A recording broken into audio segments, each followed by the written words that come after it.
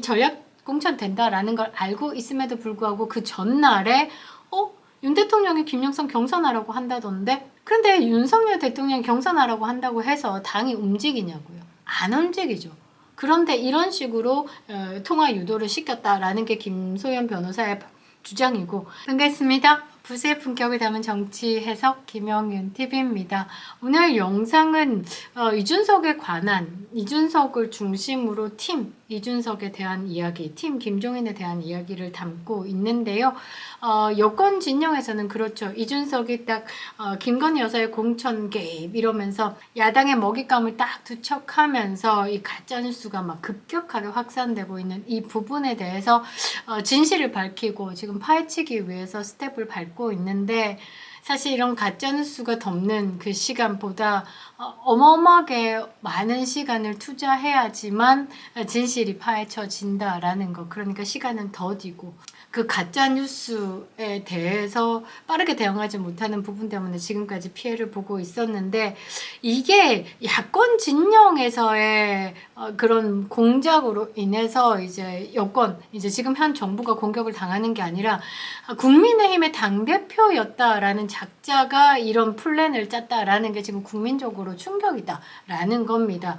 이 이준석 똥개 진실이 드러나면서 이제 정치판에서 이제 인생은 끝내야 되는 것이 아닌가 보고 있습니다. 뭐 대통령을 꿈꾼다라고 하지만 택도 않은 소리죠. 사실 대통령은 하늘이 열어서 맞이하는 건 맞아요. 그러나 국민적인 신뢰를 바탕으로 지지를 얻어야 하는데, 이 야권에서도 똥개 취급, 여권에서는 똥개뿐만 아니라 쾌할 정도로 취급을 받고 있는데, 어떻게 뭐 대통령은 어디서 한답니까? 부루마블 세상에서 할 수 있답니까? 이번에 이 명태균 씨와 김건희 여사의 뭐 공천 개입이다라고 하는 부분 진실을 파헤치면서 이준석도 모든 것을 낱낱이 밝혀서 이제 끝내야 될 때가 온 것 같습니다. 오늘 충격적인 또 소식이 하나 들렸는데요. 세상에 트로트 여신이다라고 불리는 장윤정이 1회 회당 행사비가 2천만 원인데 이준석이 3천만 원을 받았다라고 합니다. 영상 시작하겠습니다. 시작 전에 구독과 좋아요 버튼 꼭 눌러주시고요. 끝까지 시청 부탁드리겠습니다. 자, 명태균 게이트 핵심 이준석인데 매우 밀접한 관련이 있습니다. 이쪽 파도 이준석이 나오고 저쪽 파도 이준석이 나오고 곳곳에서 이준석이 거론되고 있어서 재밌긴 합니다. 이준석은 죽을 맛이겠죠. 아직 한국에 들어오지 않았습니다. 못 들어온다라고 보고 있고, 좀 재밌는 댓글은 북으로 갈 수도 있다라는 댓글을 보면서 제가 쇼츠를 만들었는데요. 그 정도로 지금 대한민국 국민이 이준석을 혐오하고 있다라는 거, 거북스러워하고 있다라는 거. 한국에 들어와서 아무리 거짓으로 본인을 뭐 포장하고 발을 뺀다라고 한들 이준석을 지지하는 새는 또 쪼그라들 거다라고 보는데요.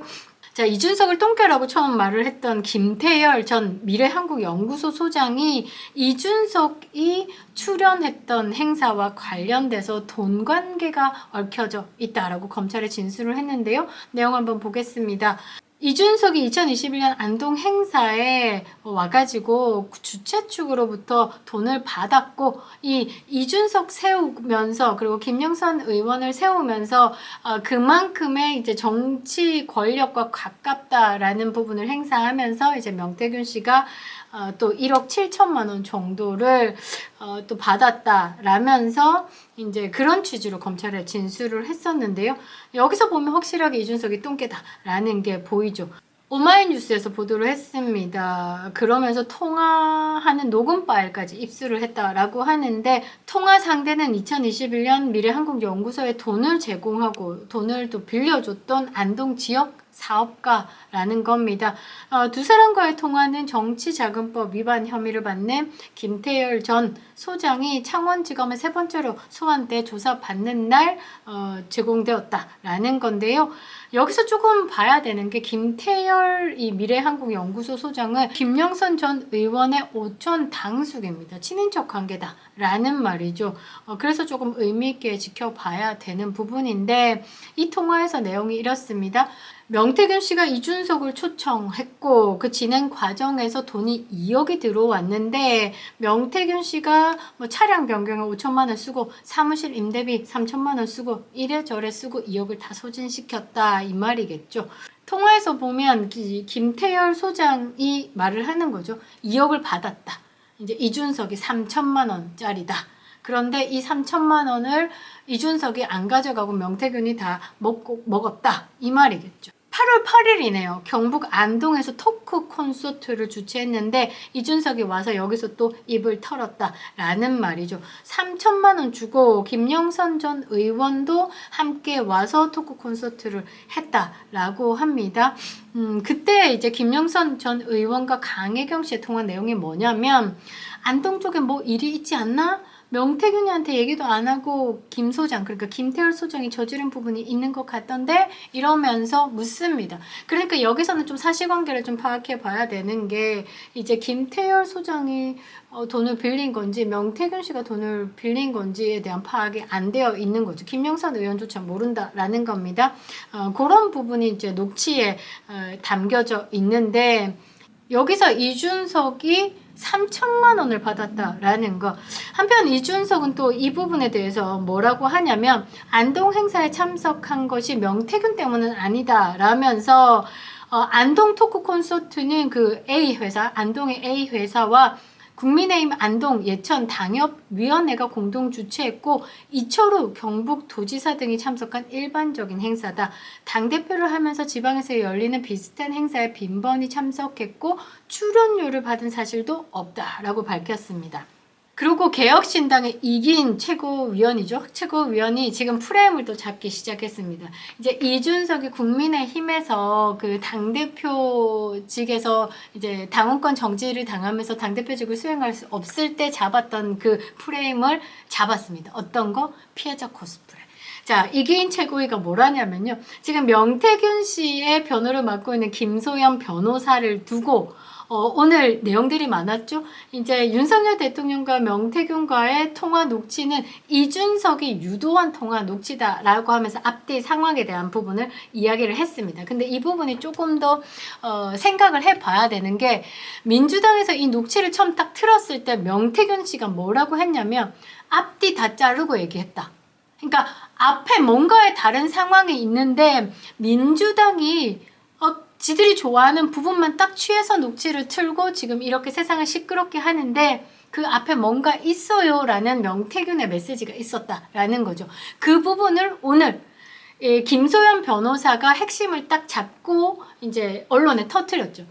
그 녹취 굉장히 의도적인 거다. 이준석이 5월 10일 날 전략공천이 발표가 되는데 5월 9일에 그것도 12시 20분 밤에 명태균 씨한테 문자를 보내서 윤석열 대통령과 뭔가 통화를 하게끔 유도한 카톡 메시지가 있다. 이것을 의심한다라고 오늘 언론에 터뜨렸습니다. 자, 보십시오. 아침부터 터뜨렸거든요. 이준석이 이런 방구 없습니다. 이준석이 어떤 사람이냐.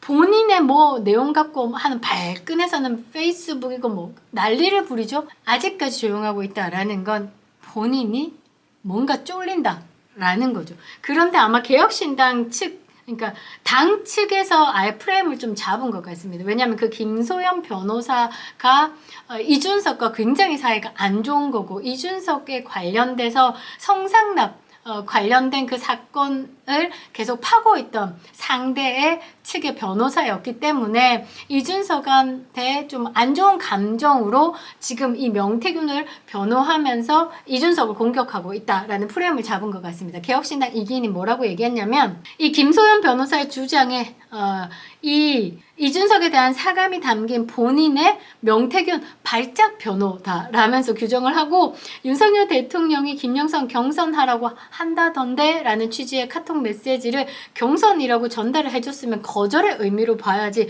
어떻게 그걸 통화 유도라고 보느냐. 오히려 그건 경선이라고 잘라 말한 이 의원의 미담이다라고 도라이 발언을 했습니다. 이거는 그냥 정신이 없다라고 봐야 됩니다. 왜냐? 아니 5월 10일 날 전략공천 발표가 납니다. 이 전략공천 발표에 대해서는 그때 당대표 이준석이 다 알고 있죠. 왜냐하면 전략공천 자체는 거의 당대표가 결정을 하는 거죠. 그리고 창원 의창 같은 경우는 전략공천 지역도 아니었는데 전략공천 지역으로 바뀌었잖아요.